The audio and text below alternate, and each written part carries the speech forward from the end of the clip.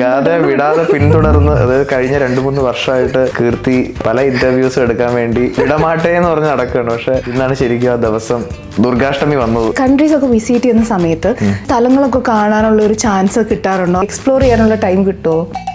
എനിക്ക് ദുബായ് എപ്പോഴും വരാൻ ഇഷ്ടമാണ്. കാരണം മലയാളികളുണ്ട്, എല്ലാം ഉള്ള സ്ഥലമല്ലേ. ഹരാമ ചെന്ന് കഴിഞ്ഞാൽ നമുക്ക് തോന്നുന്നു ഇതാ കേരളം, നാട്ടിലെ പൊറോട്ടയും ബീഫും ഇവിടെ എത്ര നല്ല റെസ്റ്റോറൻറ്റ്സ് ഉണ്ട്. അതുപോലെ ഒരു ദിവസമൊക്കെ ഞാൻ ചിലപ്പോൾ എനിക്ക് ഫുള്ള് കിടന്ന് ഉറങ്ങാൻ ഇഷ്ടമാണ്.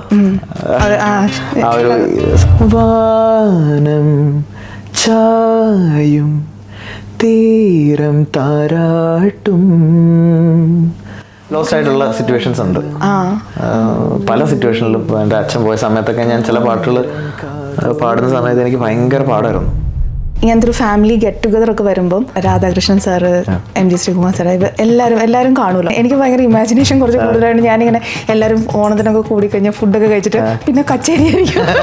ഞാനൊരു പാട്ട് പെട്ടെന്ന് ഇപ്പോൾ പുറത്തിറങ്ങുമ്പോഴായിരിക്കും നമുക്ക് വലിയൊരു മഹാൻ മുറ്റത്ത് നിൽക്കുന്നതാണ്. അപ്പോൾ നമ്മൾ അത് പേടിച്ചകത്തോട്ട് കൊടുക്കും.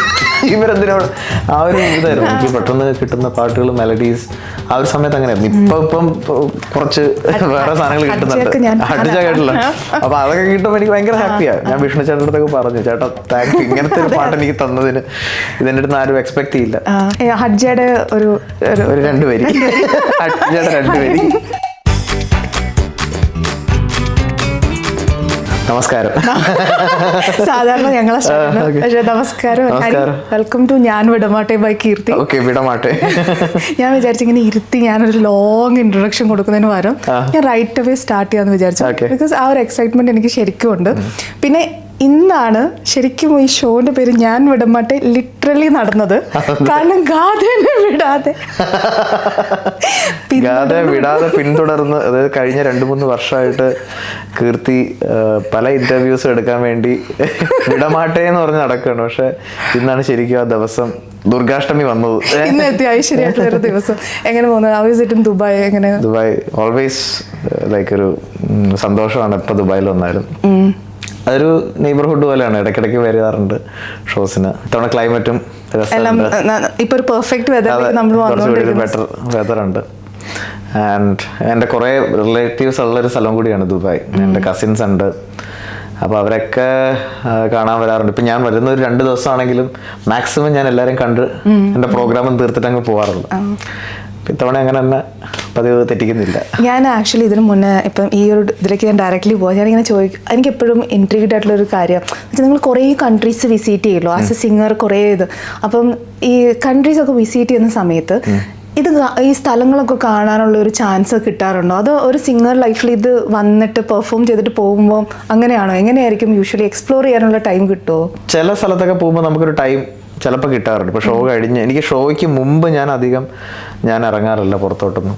കാരണം എൻ്റെ ഒരു സമയത്ത് ഈ ഷോയിനെ പറ്റിയുള്ളൊരു ചിന്തയായിരിക്കും. അതെങ്ങനെയെങ്കിലും സക്സസ് ആക്കണം, എന്തൊക്കെ സോങ്സ് ആഡ് ഓൺ ചെയ്യാം, പിന്നെ ബാൻഡുമായിട്ടുള്ള ടോക്സ്, അവരൊക്കെ പുറത്തു പോകും. അപ്പം ഞാൻ കഴിയുന്നതും റൂമിൽ തന്നെ ആയിരിക്കും അതിൻ്റെ പ്രിപ്പറേഷനൊക്കെ ആയിട്ട്. ഷോ കഴിഞ്ഞ് പിന്നെ എനിക്ക് സാധാരണ സംഭവിക്കുന്നത് നെക്സ്റ്റ് ഡേ മോർണിംഗ് ഫ്ലൈറ്റിൽ തിരിച്ചു പോവുക, അടുത്ത പണിയിലോട്ട് ഇറങ്ങുക, എൻ്റെ അടുത്ത വർക്ക് തുടരുക എന്നുള്ളത്. പക്ഷേ ഇപ്പം ഇടയ്ക്ക് ഒരു എക്സ്ട്രാ ഒരു ഡേയോ അല്ലെങ്കിൽ 2 ഡേയോ കഴിയുന്നു നോക്കാറുണ്ട്. അപ്പോൾ ഇപ്പം റീസെൻ്റ്ലി അയർലൻഡിൽ പോയപ്പോഴും ഒരു 2 ഡേയ്സ് ഞങ്ങൾക്ക് കിട്ടി. അപ്പോൾ ഒരു ടൂറിങ് ആയിരുന്നു. 3 ഷോ ഉണ്ടായിരുന്നു. അത് കഴിഞ്ഞ് 2 ദിവസം നമുക്ക് ഒന്ന് കാണാനും ഒന്ന് ബ്രീത്ത് ചെയ്യാനും സമയം കിട്ടി. അങ്ങനെ ഞങ്ങളെല്ലാവരും പുറത്ത് പോയി. പക്ഷെ അതെപ്പോഴും നടക്കണമെന്നില്ല. പക്ഷെ ഐ പേഴ്സണലി എൻജോയ് ഇറ്റ്. ഇങ്ങനെ തോന്നാറുണ്ട് ഏതെങ്കിലും ഒരു രാജ്യം സ്പെസിഫിക്കലി മനസ്സിൽ തോന്നിയിട്ടുണ്ട് എനിക്ക് അവിടെ ഒന്നുകൂടെ ഒന്ന് പോകണം, അല്ലെങ്കിൽ ഗാഥ പറഞ്ഞിട്ടുണ്ടോ എനിക്ക് ഇന്നൊരു സ്ഥലത്ത് ഒരു തവണയും കൂടെ പോകണം എന്ന് പറഞ്ഞ ഏതെങ്കിലും സ്ഥലം ഉണ്ടായിട്ടുണ്ടോ? എനിക്ക് ദുബായ് എപ്പോഴും വരാൻ ഇഷ്ടമാണ്. കാരണം മലയാളികളുണ്ട്, ഒരു എല്ലാം ഉള്ള സ്ഥലമല്ലേ. ഹരാമ ചെന്ന് കഴിഞ്ഞാൽ നമുക്ക് തോന്നുന്നു ഇതാ കേരളം, നാട്ടിലെ പൊറോട്ടയും ബീഫും എത്ര നല്ല റെസ്റ്റോറൻറ്റ്സ് ഉണ്ട്. അതുപോലെ എത്ര അടിപൊളിയായിട്ട് തോന്നാറുണ്ട് ദുബായ് എപ്പോഴും, എപ്പോൾ വന്നാലും. പിന്നെ എനിക്ക് കാനഡ ഭയങ്കര ഇഷ്ടപ്പെട്ടൊരു സ്ഥലമാണ് ഞാൻ പോയതിൽ. അപ്പം പല രാജ്യങ്ങളിൽ പോകാൻ പറ്റിയിട്ടുണ്ടെങ്കിലും കാനഡ അവിടുത്തെ വെതറും പിന്നെ മൊത്തത്തിൽ എനിക്ക് ഭയങ്കര ഇഷ്ടമായി. റീസെൻ്റ്ലി എനിക്ക് പോകാൻ പറ്റി. അപ്പം അങ്ങനെ എന്നാലും മിക്ക കൺട്രീസിലും പോകുമ്പോൾ എന്തെങ്കിലുമൊക്കെ കുറച്ച് സമയം മാറ്റി വയ്ക്കാറുണ്ട് അവിടെ.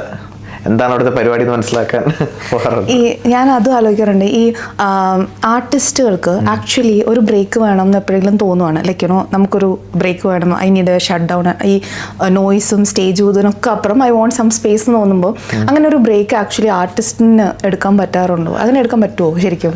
അത് ഡിപ്പെൻസ് ഓൺ ഓരോ ഇൻഡിവിജ്വൽക്ക് ഓരോ രീതിയായിരിക്കും. ഇപ്പം എനിക്ക് പൊതുവെ അങ്ങനെ ഒരു വലിയ ബ്രേക്ക് എടുക്കുന്ന ഇഷ്ടമല്ല. എനിക്ക് ആ ഒരു ഫ്ലോ ആണ് ഇഷ്ടം. ഒരു വർക്ക് കഴിഞ്ഞ് അടുത്ത വർക്ക്, ആ പ്രോഗ്രാം, എനിക്ക് ആ ഫ്ലോ പോയി കഴിഞ്ഞാൽ പിന്നെ എനിക്കത് ബാക്ക് ടു എന്തായിരുന്നു എൻ്റെ പണി എന്നുള്ളൊരു സാധനത്തിലെത്തും. അപ്പം എനിക്ക് ആഗ്രഹം ആ ഒരു ഫ്ലോ കീപ്പ് ചെയ്ത് പോകുന്നതിലാണ്. പക്ഷെ ചിലവർക്ക് ഒരു സോങ് കഴിഞ്ഞ് ബ്രേക്ക് എടുക്കരുത്, അടുത്തൊരു പ്രോജക്റ്റിന് വേണ്ടി പ്രിപ്പറേഷൻ. അപ്പോൾ ഓരോരുത്തർക്കും ഓരോ രീതിയാണത്. നമുക്ക് ഒരിക്കലും അത് ഇങ്ങനെ ആയിരിക്കണം ഒരു ആർട്ടിസ്റ്റിന്റെ ലൈഫ്, അങ്ങനെ പ്രഡിക്റ്റ് ചെയ്യാൻ പറ്റില്ല. ആർട്ടിസ്റ്റിന്റെ ലൈഫാണ് അൺപ്രഡിക്റ്റബിൾ ലൈഫ് എന്ന് ഞാൻ എപ്പോഴും വിചാരിക്കുന്നു. എവിടെയാണ് നാളെ നമ്മൾ ഏത് വർക്കാണ് ചെയ്യുന്നത്, നമ്മുടെ നെക്സ്റ്റ് അപ്കമിങ് സോങ് അല്ലെങ്കിൽ നമ്മുടെ ഒരു ഒറിജിനൽ വരികയാണെങ്കിൽ എന്ത് മൂഡായിരിക്കും ഒന്നും നമുക്കറിയാൻ പറ്റില്ല. മോസ്റ്റ് അൺപ്രഡിക്റ്റബിൾ ബീയിങ് എനിക്ക് തോന്നുന്ന ആർട്ടിസ്റ്റ് ആയിരിക്കും. ഞാൻ ആക്ച്വലി എപ്പോഴും ഒരു റീല് ഇങ്ങനെ ക്രിയേറ്റ് ചെയ്തപ്പോൾ ഞാൻ പറയുമായിരുന്നു, ഈ സോളോപ്രനർ ആർട്ടിസ്റ്റ് ക്രിയേറ്റീവ് ആയിട്ടുള്ള ആൾക്കാരാണ് ഏറ്റവും അൺപ്രഡിക്റ്റബിൾ ആണ്. പല കാര്യത്തിലും മൂഡാണെങ്കിലും ഒക്കെ അൺപ്രഡിക്റ്റബിൾ ആണ്. ചിലവർ ഇന്നലെ നല്ല ഹാപ്പി ആയിട്ടിരുന്നല്ല ഇന്ന് എന്ത് പറ്റിയെന്ന് ചോദിക്കും. അത് എന്തെങ്കിലുമൊക്കെ ചിന്തകളിലായിരിക്കും, അതുകൊണ്ടായിരിക്കാം അത് നമ്മൾ.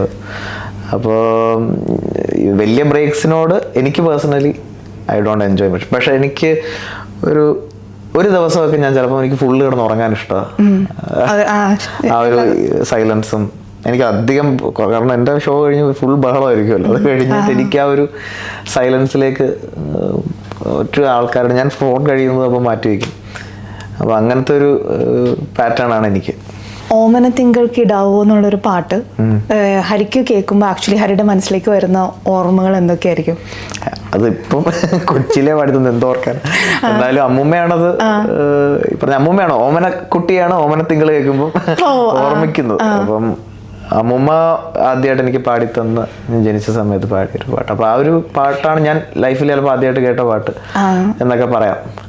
അതിനെപ്പറ്റി ചോദിച്ചാൽ എനിക്ക് ഓർമ്മയില്ല, പൊടി കൊച്ചല്ലേ. പക്ഷേ എപ്പോഴും ആ പാട്ട് മീൻസ് എനിക്ക് തോന്നുന്നു ഓമനക്കുട്ടി അമ്മ ടീച്ചർ എപ്പോഴും പറയുന്നത് ലല്ലബിയാണ്. ഇറൈമൻ തമ്പി രചിച്ച ഒരു താരാട്ട് പാട്ടാണ്. അപ്പോൾ അത് എന്താ പറയുക, അതിന് ആ പാട്ടിന് ഒരു ഭയങ്കര ഒരു വാല്യൂ ഉള്ളൊരു സോങ് ആണ്. അതിൻ്റെ വരികളാണെങ്കിലും ഇപ്പം എപ്പോൾ കേട്ടാലും എനിക്കത് ഭയങ്കര എൻ്റെ ലൈഫായിട്ട് റിലേറ്റബിൾ ആയിട്ടുള്ളൊരു പാട്ടും കൂടിയാണല്ലോ. അപ്പം അമ്മൂമ്മയാണ് ഓർക്കുന്നത് ആ പാട്ട് കേൾക്കുമ്പോൾ. ഓമനക്കുട്ടി അമ്മ ടീച്ചർ ഒരു ഇൻ്റർവ്യൂലൊക്കെ ഇങ്ങനെ പറയുന്നുണ്ടായിരുന്നു, ഈ ഞാനിങ്ങനെ ആലോചിക്കും, ഒരു മ്യൂസിക്കൽ ലെഗസി ഫാമിലി നമ്മൾ ഈ ഫിലിംസിലൊക്കെ കാണുന്ന പോലെ അങ്ങനെ ഒരു ഫാമിലിയിൽ എണീക്കുമ്പം മീൻസ് ജീവിക്കുമ്പം കുറേ അധികം കാര്യങ്ങൾ, ഇപ്പം രാവിലെ 2:30 എണീക്കുന്ന കാര്യങ്ങൾ, ഇത് ഒരു ഇങ്ങനത്തെ എന്തൊക്കെ കാര്യങ്ങൾ സാക്രിഫൈസസ് നമുക്ക് ചെയ്യേണ്ടി വരും. അത് പിന്നെ അതൊരു ഡിസിപ്ലിനും ലൈഫിന്റെ ഭാഗമായിട്ടുണ്ടാവും. പക്ഷെ ആദ്യമൊക്കെ എങ്ങനെയായിരുന്നു? ഈ ഹരിക്ക് അത് ഓക്കെ ആയിരുന്നു? അതോ അങ്ങനെ ഓക്കെ ആണെങ്കിലും അല്ലെങ്കിൽ എനിക്ക് ചെയ്തേ പറ്റൂ. എൻ്റെ പാറ്റേൺ അങ്ങനെയായിരുന്നു. നമ്മള് ഇപ്പൊ അങ്ങനത്തെ ഒരു ഫാമിലിയിൽ നമ്മൾ വരുമ്പോൾ നമുക്ക് അറിയില്ലല്ലോ, നമ്മളൊരു ഫാമിലി ജനിക്കുന്നു, പിന്നെ ആ രീതിയിൽ അങ്ങ് ജീവിച്ചു പോവാണ്. എങ്ങനെയാണോ നമ്മുടെ പേരിടുന്നത്, നമ്മുടെ സറൗണ്ടിങ്സ്, അതുപോലെ നമ്മൾ പഠിക്കുന്ന ആർട്ട്. അപ്പം എൻ്റെ കൊച്ചിലെ പാട്ടെന്നുള്ളൊരു കാര്യമേ ഉള്ളൂ, വേറെ ഡിസ്കഷൻസ് ഇല്ല. പിന്നെ പഠിക്കണം ഏതൊരു വീട്ടിലും പറയുന്ന പോലെ പഠിത്തം ഉഴപ്പരുതെന്നുള്ളൊരു ഇതുണ്ട്. അപ്പോൾ അതായിരുന്നു പാട്ട് വിട്ടൊരു പരിപാടിയില്ല. പിന്നെ ഒരു സ്റ്റേജ് എത്തിയപ്പോൾ പ്രാക്ടീസ് കുറച്ച് സ്ട്രിക്റ്റ് ആയിരുന്നു വീട്ടിൽ, എസ്പെഷ്യലി അമ്മൂമ്മയൊക്കെ. അച്ഛൻ അത്ര സ്ട്രിക്റ്റ് ആയിരുന്നില്ല. അച്ഛൻ്റെ പക്ഷേ അച്ഛൻ്റെ മെത്തേഡ് ഓഫ് ടീച്ചിങ് ഭയങ്കര അടിപൊളിയായിരുന്നു. ഏതൊരു കുട്ടിക്കും മനസ്സിലാക്കാൻ പറ്റുന്ന രീതിയിൽ സിമ്പിളായിട്ടായിരുന്നു അച്ഛൻ പഠിപ്പിക്കുന്നത്. അമ്മൂമ്മയുടെ കുറച്ചുകൂടി കോംപ്ലക്സ് ആയിട്ടുള്ള ടീച്ചിങ് ആണ്, കുറച്ച് അഗ്രസീവ് ട്രെയിനിങ് ആണ്.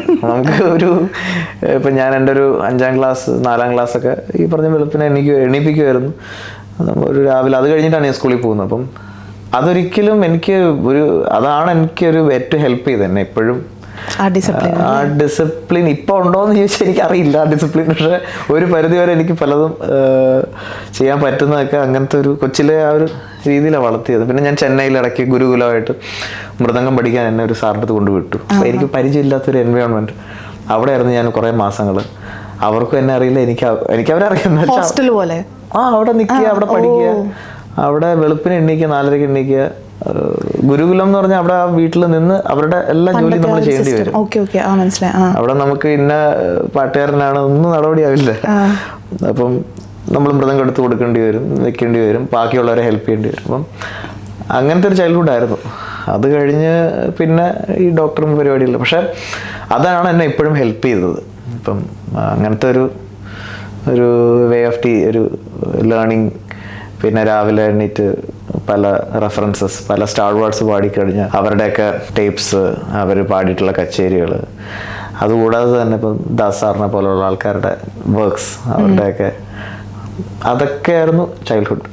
പക്ഷെ എന്നാലും ഈ പറയുമ്പം ഇങ്ങനത്തെ ഒരു ഫാമിലി ഗെറ്റ് ടുഗദർ ഒക്കെ വരുമ്പം ഇപ്പം Radhakrishnan sir, M G Sreekumar sir, എല്ലാവരും കാണുമല്ലോ. അങ്ങനെ ഗെറ്റ് ടുഗദേഴ്സിലൊക്കെ നിങ്ങളെല്ലാവരും, എൻ്റെ മനസ്സിൽ എനിക്ക് ഭയങ്കര ഇമാജിനേഷൻ കുറച്ച് കൂടുതലായിട്ട് ഞാനിങ്ങനെ എല്ലാവരും ഓണത്തിനൊക്കെ കൂടിക്കഴിഞ്ഞാൽ ഫുഡൊക്കെ കഴിച്ചിട്ട് പിന്നെ കച്ചേരി ആയിരിക്കും, ഞാനൊരു പാട്ട് അങ്ങോട്ട് ഇടുന്നു, നിങ്ങളൊരു പാട്ട് ഇങ്ങോട്ട് ഇടുന്നു. അങ്ങനെ ഒരു പരിപാടി ഇല്ല. ഞാൻ കൊച്ചിയിലേക്ക് എല്ലാവരും ഒത്ത് ഇങ്ങനെ ആ വീട് അങ്ങനത്തെ ഒരു വീടാണ്. അപ്പം എല്ലാവരും, പിന്നെ കൊച്ചിലെ വലിയ വലിയ ആൾക്കാർ വീട്ടിൽ വരുന്നത് അതൊക്കെ കാണുന്നതുകൊണ്ട് അതൊരു യൂസ്ഡായി. കാരണം പെട്ടെന്ന് ഇപ്പോൾ പുറത്തിറങ്ങുമ്പോഴായിരിക്കും നമുക്ക് വലിയൊരു മഹാൻ മുറ്റത്ത് നിൽക്കുന്ന കാണുമ്പോൾ നമ്മൾ അത് പേടിച്ചകത്തോട്ട് ഓടും. ഇവരെന്തിനോട് ആ ഒരു ഇതായിരുന്നു എൻ്റെ വീട്ടിൽ നമുക്ക് അത് പെട്ടെന്ന്. അപ്പം പിന്നെ ഇവരൊക്കെ വർക്കിലായിരുന്നു എപ്പോഴും. ചിറ്റപ്പൻ, ഞാൻ എം ജി ശ്രീകുമാർ വിളിക്കുന്നത്, ചിറ്റപ്പനൊക്കെ എപ്പോഴും പാട്ട് എവിടെയാണെന്നൊന്നും അറിയില്ല, എന്നാലും വീട്ടിൽ വരുമ്പം എല്ലാവരും കാണും. അവരൊക്കെ അവരുടെ തിരക്കിലായിരുന്നു. താത്തയാണെങ്കിലും അമ്മൂമ്മയാണെങ്കിലും എൻ്റെ അച്ഛനാണെങ്കിലും. അപ്പോൾ എല്ലാവർക്കും അവരവരുടെ തിരക്കുണ്ട്. ബട്ട് വെരി റയർലി എല്ലാവരും ഒത്തുകൂടുന്നത്. അത് എൻ്റെ ഇമാജിനേഷൻ മാത്രമാണ്. നല്ല ഇമാജിനേഷൻ എന്തായാലും എനിക്കും ആഗ്രഹമുണ്ട് അങ്ങനെ കാണാൻ. എനിക്ക് പേഴ്സണലി എനിക്ക് ഭയങ്കര ഇഷ്ടമുള്ളൊരു പാട്ടെന്ന് ചോദിച്ചു കഴിഞ്ഞാൽ, എല്ലാവരും പറയുന്നൊരു എല്ലാ പാട്ടുകളും ഇഷ്ടമാണെങ്കിലും അനാർക്കലിയിലെ വാനം ചായം എന്നുള്ളൊരു പാട്ട്, അതെനിക്ക് എൻ്റെ പേഴ്സണൽ ഫേവറേറ്റ്. അത് ചിലപ്പോൾ ഞാൻ പോയിരുന്ന് നമ്മൾ ഒരു ഫിലിം കാണുമ്പോൾ ഒരു ഇമോഷൻ, പിന്നെ പൃഥ്വിരാജ് എൻ്റെ ഫേവറേറ്റ് ആക്ടറാണ്. അപ്പം എല്ലാം കൂടെ ആയപ്പോൾ എനിക്കത് ഭയങ്കര ഇഷ്ടം. അപ്പം എനിക്ക് ആ ഒരു പാട്ട് ഹരിയുടെ വോയിസിലൊക്കെ കേൾക്കാറുണ്ട്. വാനം ചായും തീരം താരാട്ടും കാലം മൂളും താരം കാതോർക്കും അല പോലവൾ എന്നിൽ വല നെയ്തൊരു സ്വപ്നം മിഴിമൂടുമീ നേരം ഇരുൾ വീശുമീ നേരം മായുമോ മാറുമോ കാനൽ കാർമേഘം വാനം ചായും തീരം താരാട്ടും കാലം മൂളും താരം കാതോർക്കും. എനിക്കിങ്ങനെ പറയാൻ പറ്റില്ലല്ലോ എന്ന് വെച്ചാൽ അവിടെ ഇത് കൊള്ളാം എന്ന് പറയാൻ പറ്റില്ല, പക്ഷെ ബ്യൂട്ടിഫുൾ. അത് നമുക്ക് ആ ഫീല് എനിക്ക് ശരിക്കും അത് മനസ്സിലായി. ഇപ്പോൾ താങ്ക് യു സോ മച്ച്. ഒരു പാട്ട് ഇപ്പോൾ ഹരിലേക്ക് വരും, ഇപ്പം വാനം ചായം എന്നുള്ളൊരു പാട്ടാവാം, അല്ലെങ്കിൽ ജീവാംശം, ഇപ്പോൾ കൈലാസ് മേനോനുമായിട്ട് കുറേ സോങ്സിൽ നിങ്ങൾ കൊളാബറേറ്റ് ചെയ്തിട്ടുണ്ട്. ഒരു പാട്ട് വരുമ്പോൾ ശരിക്കും എന്താ പ്രോസസ്സ്? ഹരി ഹരിയുടെ അടുത്ത് ആ പാട്ട് വന്നു, അത് വരുമ്പം അതിനകത്ത് ആരാ എനിക്കറിയില്ല. ഞാൻ ലൈക്ക് ഒരു പാട്ടുണ്ടെന്ന് വിളിച്ചു പറഞ്ഞാൽ ഫസ്റ്റ് പ്രോസസ്സ് എന്തായിരിക്കും? അത് ഫസ്റ്റ് പ്രോസസ്സ് പാട്ട് നല്ലതാണോ എന്നുള്ളതാണ് ആദ്യത്തെ. നമ്മളൊരു പാട്ട് ഇപ്പം നമ്മുടെ കമ്പോസേഴ്സ് ഒക്കെ അടിപൊളി കമ്പോസേഴ്സ് ആണ് മലയാളത്തില്. ഇപ്പോൾ കൈലാസ് ചേട്ടൻ്റെ ഒക്കെ ചോദിക്കുമ്പോൾ ഞാൻ അങ്ങനെ ജഡ്ജ് ചെയ്യാറ് പോലും ഇല്ല. അദ്ദേഹം അയക്കുന്നു, ഞാൻ പാടുന്നു. പക്ഷെ അല്ലാതൊരു പുതിയൊരു ആൾ അയക്കുന്ന സമയത്ത് എങ്ങനെയാണ് അതിൻ്റെ വേർഡ്സ്, ഞാൻ കഴിയുന്ന ഒരു പോസിറ്റീവായിട്ടുള്ള പാട്ടിലെ അപ്രോച്ച് ചെയ്യാറുള്ളൂ. എനിക്ക് പേഴ്സണലി ആഗ്രഹം അതാണ്. അപ്പോൾ അതിൻ്റെ വേർഡ്സ്, അതിൻ്റെ ട്യൂൺ, അതിലൊരു നല്ല എലമെൻ്റ് ഉണ്ടോ, നമുക്ക് ആ പാട്ട് അപ്ലിഫ്റ്റ് ചെയ്യാൻ പറ്റുമോ. ഇപ്പോൾ ഒരേ മോഡിലുള്ള കുറേ പാട്ടുകൾ ഇറങ്ങാറുണ്ട്. അപ്പം ഞാൻ കഴിയുന്നതും അങ്ങനത്തെ ഒരു സിമിലാരിറ്റി ഏതെങ്കിലും ഞാൻ ഓൾറെഡി പാടിയ പാട്ടായിട്ട് തോന്നിക്കഴിഞ്ഞാൽ ഞാനത് പറയും. ഞാൻ വേറൊരു വർക്കിൽ ഞാൻ ജോയിൻ ചെയ്യാന്ന് ഞാൻ പറയും. അത് ചിലവരത് പോസിറ്റീവായിട്ട് എടുക്കും, ചിലവരായിരിക്കും അവന് ജാടയാണ് അതുകൊണ്ട് പാടാത്തത്. പക്ഷെ അത് ഞാൻ ആ ഒരു രീതിയിലാണ് ഞാൻ കാണുന്നത്. ഇപ്പോൾ ഒരു ആക്ടർ ഒരേ രീതിയിലുള്ള ക്യാരക്ടേഴ്സ് ചെയ്തു കഴിഞ്ഞാൽ ടൈപ്പ് കാസ്റ്റ് ആകും. അപ്പം അതുപോലെ ഒരു സിംഗറും ഒരു വേഷം പോലെയാണ് ഒരു പാട്ട്. അപ്പം ഒരു പാട്ട് വരുന്ന സമയത്ത് നമ്മൾ ആ ഒരു പാട്ടിൽ എന്തൊക്കെ എലമെന്റ്സ് ഉണ്ട്, അതിന്റെ ഓർക്കസ്ട്രേഷൻ എങ്ങനെയാണ്, അത് ഞാൻ പിന്നെ വലിയ പടമോ ചെറിയ പടമോ ഷോർട്ട് ഫിലിം അങ്ങനെ നിന്ന് ഞാൻ ചിന്തിക്കാറില്ല. ആ പാട്ട് നല്ലതാണോ ഞാൻ പാടും, അത്രേ ഉള്ളൂ. അല്ലാതെ ഞാൻ ഈവൻ ബഡ്ജറ്റ് പോലും ഞാൻ സെക്കൻഡറി ആണ് എനിക്ക്. If the song is really good I will work. ഈ ഇതിനകത്ത് നമ്മുടെ പേഴ്സണൽ ഇമോഷൻസ്, ഇപ്പോൾ ഒരു പാട്ട് വരുന്ന സമയത്ത് എപ്പോഴെങ്കിലും നമ്മുടെ പേഴ്സണൽ ഇമോഷൻ ഈ പാട്ടിനെ ഇൻ്റർഫിയർ ചെയ്യുന്നു? ഇപ്പം ഞാൻ എനിക്ക് അറിയാൻ വേണ്ടി, ഇപ്പം ഞാനിപ്പോൾ ഒരു ഇൻ്റർവ്യൂവിന് വരുന്ന സമയത്ത് ഇപ്പം നമുക്ക് എന്തെങ്കിലും ഒരു നമ്മുടെ മനസ്സിലൊരു ചെറിയൊരു സങ്കടം എവിടെയും കിടക്കുവാണെങ്കിൽ ചില സമയത്ത് നമുക്കൊരു വിൽ ബി ലോസ്റ്റ്. അങ്ങനെ ലോസ്റ്റ് ആവാൻ പറ്റത്തില്ല പാട്ട് പാടും. ലോസ്റ്റ് ആയിട്ടുള്ള സിറ്റുവേഷൻസ് ഉണ്ട്.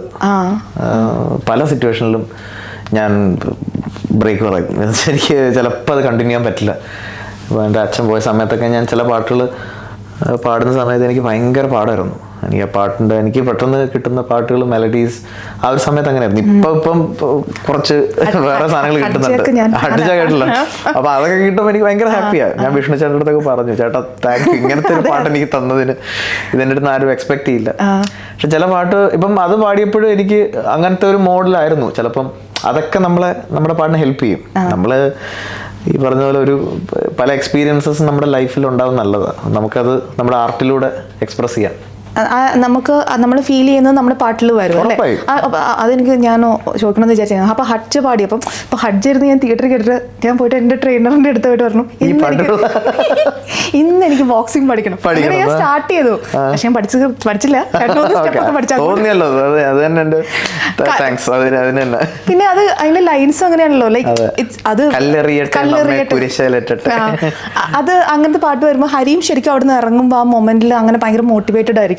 ആയേ പറ്റൂ, അല്ലാതെ നമുക്ക് അവിടെ പോയിരുന്നിട്ട് കല്ലേറിയട്ടെ എന്ന് പറഞ്ഞ് പാടാൻ പറ്റില്ലല്ലോ. അപ്പം ആ സമയത്ത് ആ റോള് എന്താ മ്യൂസിക് ഡയറക്ടർ പറയുന്നത്, ആ വേർഡ്സിന്റെ ഇമോഷൻ എന്താണ് കൊടുക്കുക, നമ്മൾ മറക്കുക നമ്മൾ ആരാന്നുള്ളത്. നമ്മുടെ പ്രീസെറ്റ്സ് ഒക്കെ ഉണ്ടെങ്കിൽ അതൊക്കെ ബ്രേക്ക് ചെയ്യുക എന്നുള്ളതാണ്. ഹഡ്ജയുടെ ഒരു 2 വരി, ഹഡ്ജയുടെ 2 വരി. കല്ലേറിയട്ടെ നമ്മെ കുരിശേലേറ്റട്ടെ, ചെവി തല തിന്നട്ടെ, മനം മടുപ്പിക്കട്ടെ,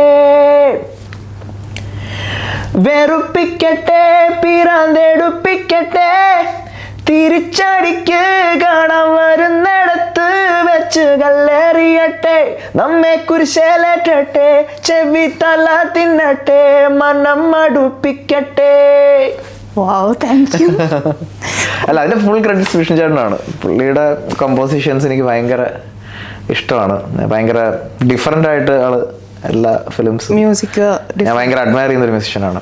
ഹഡ്ജയുടെ കാര്യം ഇപ്പോൾ നമ്മൾ കേട്ടു. എനിക്ക് ആ എനർജി ഇവിടെ ഇരിക്കുമ്പോൾ നമുക്ക് ഫീൽ ചെയ്യും. അപ്പം ആ പാടുമ്പോൾ നമ്മൾ തിയേറ്ററിൽ ഇരുന്ന് കാണുമ്പോൾ നമുക്ക് കിട്ടുന്ന ഒരു അല്ല, അത് അങ്ങനെയായിരുന്നു എടുത്തത്. ഇപ്പൊ ടേക്ക് എടുത്തപ്പോഴും വെരി മോർ എനർജി. ആ വിഷ്വലും കുറച്ച് കാണിച്ചു തന്നായിരുന്നു. അപ്പം നസ്ലനും ലുക്മാനും ട്രെയിനിങ്. അപ്പൊ ആ ഒരു സോങ് പാടുമ്പം അതിന്റെ ഒരു എനർജി നമ്മൾ കൊടുക്കുക എന്നുള്ളതാണ് നമ്മുടെ പർപ്പസ്, നമ്മുടെ വർക്ക് അതാണ്. അതുപോലെ തന്നെ വന്ന പാട്ടാണ് കരിന്തോള് വരുന്നത്. അത് ഇത് ചോദിക്കാൻ നാട്ട് വരുന്ന സമയത്ത് അതിനകത്ത് ഹരി ആക്ച്വലി ഒരു ലിറിക്സിനകത്ത് ചേഞ്ചസ് ഒക്കെ വരുത്തി എന്ന് പറയുന്നുണ്ട് അല്ലെ? അപ്പൊ അത് ഏത് ഭാഗം, അതെങ്ങനെയാ, ലൈക്ക് ഏതൊക്കെ ഭാഗമായിരുന്നു?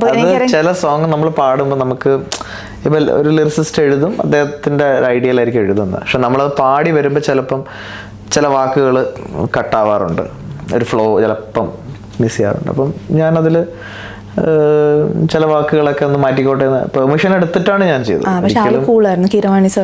സാറും അത് എഴുതിയ ഗോപാലകൃഷ്ണൻ സാറും ആ ഒരു ഫ്രീഡം എനിക്ക് തന്നു. ആര് എടുത്തോ ചെയ്തോ, if you feel you can correct എന്നുള്ളൊരു രീതിയിൽ. പക്ഷെ ആ ഒരു ഫ്രീഡം തന്നോണ്ട് എനിക്ക് ചെയ്യാൻ പറ്റി. അല്ലാതെ ഞാൻ ഇടപെടാറില്ല. ഒരാളുടെ വർക്കിൽ എന്താണോ അവർ തരുന്നത് അതങ്ങനെ പ്രസന്റ് ചെയ്യാനും നോക്കുന്നു. പിന്നെ ഇംപ്രവൈസ് ചെയ്യാറുണ്ട് ചില മെലഡീസ് ഒക്കെ, ഇഫ് ഇറ്റ്സ് സ്യൂട്ടിങ് ദ സോങ്. അതെല്ലാം മ്യൂസിക് ഡയറക്ടേഴ്സും അലൗ, മീൻസ് അത് നമ്മളിങ്ങനെ ഒരുവിധം എല്ലാവരും ചെയ്യാറുണ്ട്. അങ്ങനെ ഒരു ഈഗോയിസ്റ്റിക് ആയിട്ടൊന്നും വർക്ക് ചെയ്യുന്ന ഒരു ആൾക്കാരല്ല ഇപ്പൊ. പണ്ട് ചേർന്നില്ലെങ്കിൽ പലപ്പോ പറയും അത് വേണ്ട, അത് വേണ്ട ഈ പാട്ടിൽ എന്ന് പറയും. അതെ അതെ, ഞാൻ ചെയ്ത ആ മനോഹരമായിട്ട് പാടിയാ പോലെ നിൽക്കും. അല്ലാതെ നമ്മള് ഇങ്ങനെ ഒരു സാധനം ചെയ്തോട്ടെ നിൽക്കുമ്പോഴത്തേക്കും ദൈവം. നമ്മളിപ്പം കുട്ടിക്കാലത്തെ കാര്യവും മറ്റേ എൻ്റെ വീട്ടിലെ കൗതുക കാര്യങ്ങളൊക്കെ ചോദിച്ചു തന്നിരുമ്പോൾ പിന്നെ കോളേജിലേക്ക് വരുവാണ്. ഈ കോളേജിലേക്ക് വരുമ്പം ഞാൻ മറ്റേ ഹരിനെ ഒരു നെപ്പോ സിംഗർ എന്നൊക്കെ നെപ്പോ കിഡായിട്ട് ഒരു നെപ്പോയും ഇല്ല കേട്ടോ. ഞാൻ ഒരു കാര്യം പറയട്ടെ, ഇപ്പം എൻ്റെ എല്ലാ ഇന്റർവ്യൂസിലും ഇൻട്രൊഡക്ഷൻ സംഗീത പാരമ്പര്യത്തിൽ നിന്ന് ജനിച്ച് അങ്ങനെയൊക്കെ ഒരു സാധനമാണ്. കഷ്ടപ്പാടാണ്, നല്ല പണിയാണ്. എന്ന് വെച്ച് കഴിഞ്ഞാൽ ഒന്നും നമുക്കുണ്ടാകുന്ന ഒരു ബാധ്യത പുറത്തുനിന്ന് കാണുമ്പോൾ ഒരാൾക്ക് അവരുടെ കമ്പാരിസൺ എപ്പോഴും വരും.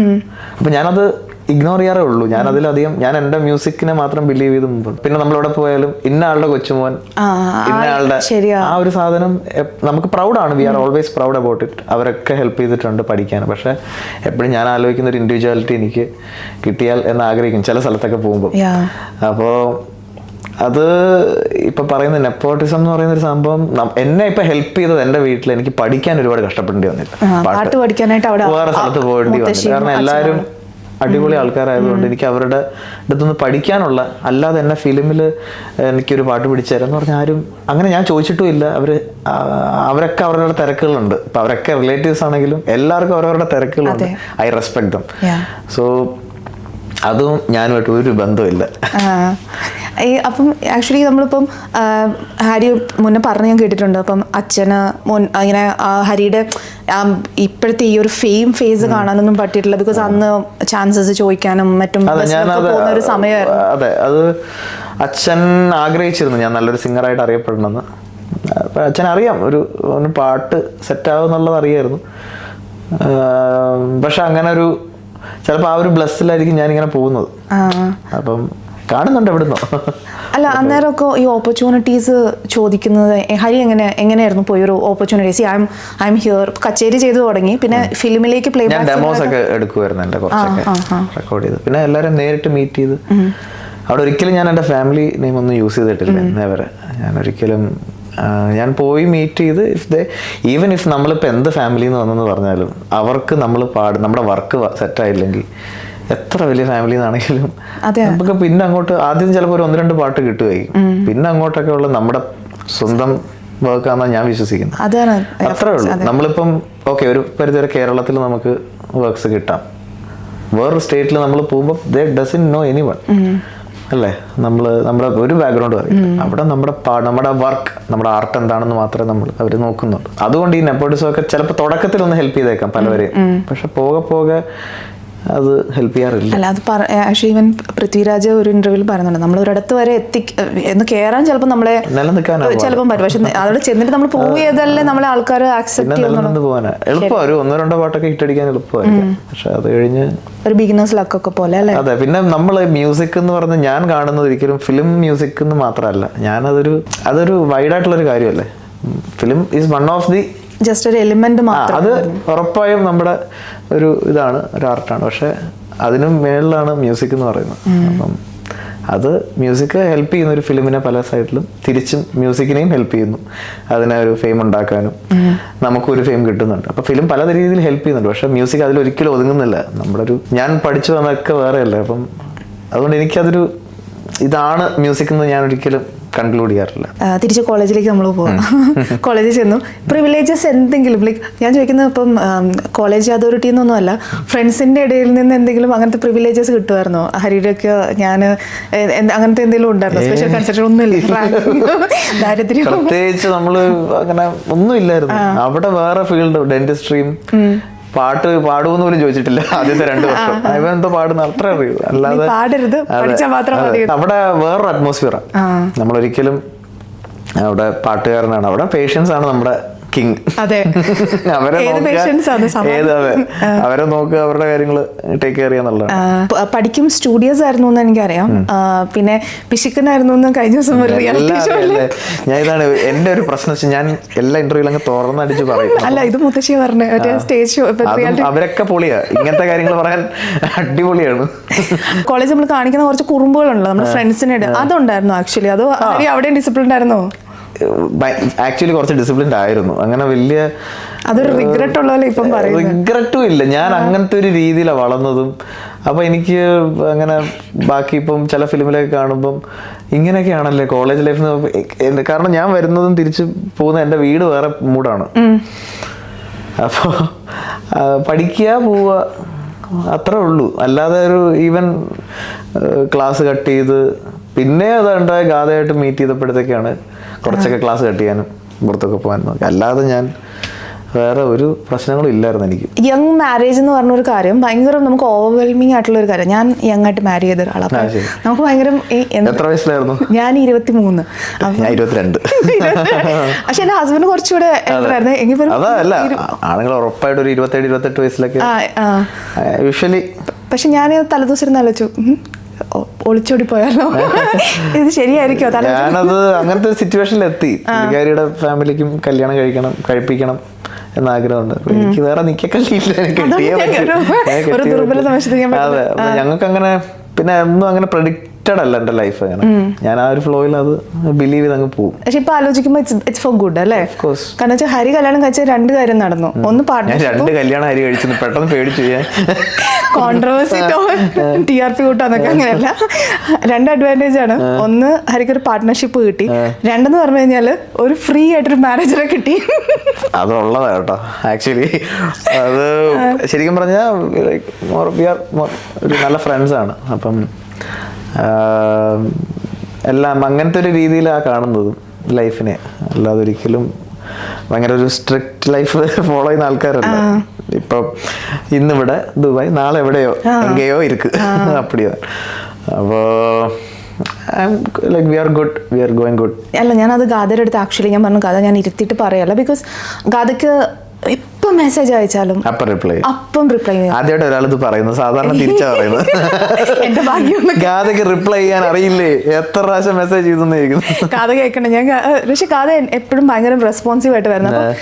വൈഫ് മാനേജറായിട്ട് വരുമ്പോൾ അഡ്വാൻറ്റേജ് ഞാൻ ഒന്ന് പറഞ്ഞു എന്ന് വെച്ച് കഴിഞ്ഞാൽ സാലറി കൊടുക്കണ്ട, ആവശ്യമുള്ളപ്പോഴൊക്കെ പിടിച്ച് മേടിക്കും. അതിന്റെ ഒരു ഡിസ്അഡ്വാൻറ്റേജ് പറഞ്ഞു കഴിഞ്ഞാൽ മാനേജറെ ഫയർ ചെയ്യാൻ പറ്റത്തില്ല, ദേഷ്യപ്പെടാൻ പറ്റത്തില്ല. വേറെ ഒരു അഡ്വാൻറ്റേജും ഒരു ഡിസ്അഡ്വാൻറ്റേജും എന്തായിരിക്കും ലൈക്ക് ഒരു മാനേജറായിട്ട് വരുന്ന സമയത്ത്? അഡ്വാൻറ്റേജ് എനിക്ക് തോന്നിയിട്ടുള്ളത് പേഴ്സണലി എനിക്ക് വളരെ ഓപ്പൺ അപ്പ് ചെയ്ത്, ഇപ്പൊ സാധാരണ ഒരു മാനേജർ ആകുമ്പോൾ നമ്മളൊരു എവിടെയൊക്കെ ആണെങ്കിലും അതൊരു ബോർഡർ വെക്കുമല്ലോ. ഇത് നമുക്ക് നമ്മുടെ എല്ലാ വിഷനും ഒക്കെ പറയാം, ഓപ്പണായിട്ട് സംസാരിക്കാം. ഡിസഡ്വാൻറ്റേജ് എന്ന് പറയുമ്പം എൻ്റെ ഭാര്യ ഒരു മാനേജറാണ്. അപ്പോൾ പല വേദികളിൽ പോകുമ്പോഴും ഒരു മാനേജറുടെ അടുത്ത് സംസാരിക്കുന്ന രീതിയിലായിരിക്കും ക്ലൈൻറ്റ് ഇളക്കുന്നത്. അപ്പം ചിലപ്പോൾ എൻ്റെ ഭാര്യയുടെ അടുത്ത് ഇറക്കുമ്പോൾ എനിക്ക് ചിലപ്പോൾ അത്, അപ്പം ഞാൻ ഇപ്പം എന്നെ ഷോസ് മാനേജ് ചെയ്യുന്നത് സാം ഏട്ടനാണ്, സാം ദേവസി.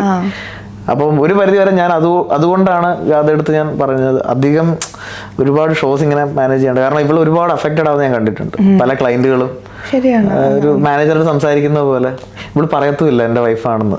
അപ്പം അവസാനം തേങ്ങ ഉടയ്ക്കുന്നത് എല്ലാ ഷോയും കഴിഞ്ഞിട്ട് ഹരി വീട്ടിലാരൊക്കെ ഉണ്ടെന്ന് ചോദിക്കുമ്പം ഹരിയുടെ വീട്ടിൽ ഞാനുണ്ട്, ഹരിയുടെ വീട്ടിൽ എന്തിനാ താൻ എന്ന് ചോദിക്കും. അപ്പം അപ്പോഴാ പറയുന്നില്ല ഹരിയുടെ വൈഫാണ് ഞാൻ. അതെ.